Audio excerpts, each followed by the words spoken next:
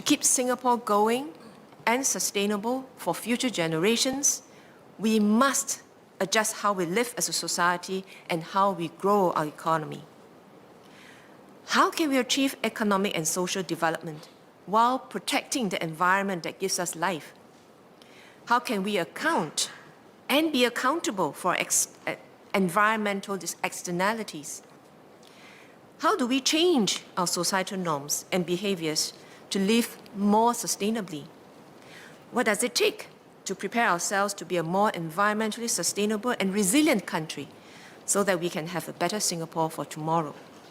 In charting our model of sustainable development going forward, our social compact is our guiding light as we navigate the colossal change that climate action entails.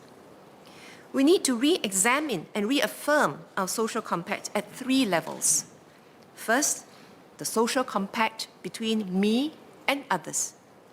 How do I, as an individual, relate to other individuals? What is my obligation and responsibility towards others around me? Second, the social compact between my group and other groups. Every one of us is part of a group or several groups in a society. We may be part of a for-profit business, a public sector agency, an organization in the people sector, or a special interest group. In our social compact, what are the respective roles of our group vis-a-vis others? How should we come together to address the complex challenges of today and advance our common interests? Third, the social compact between my generation and other generations. What should my generation do, and more importantly, set aside for the future ones? What should the current generation invest in? What can we afford to let our future generations do and decide for themselves?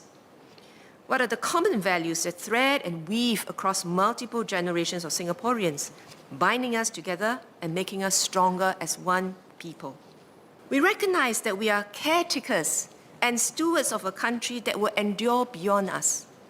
Even as we live in an increasingly uncertain and disrupted world, characterized by resource constraints and climate change, we are not helpless bystanders. Our forefathers showed what could be done in our early years of independence. It required grit and determination, and a belief that we needed to place environmental stewardship alongside socio-economic growth and development. It required investments in infrastructure and capabilities that only the future generation can draw benefit from. It required making difficult trade-offs, like setting aside financial resources or transforming our industry so that our limited resources work better for us in the long run. Just like our water story, through long-term planning and careful deliberations, not only do we overcome our resource constraints, we turn our challenges into our strengths. As we face the new challenges ahead, let us continue to translate our convictions into actions. When we work together, as we have in the past, we can create a sustainable Singapore in the decades to come.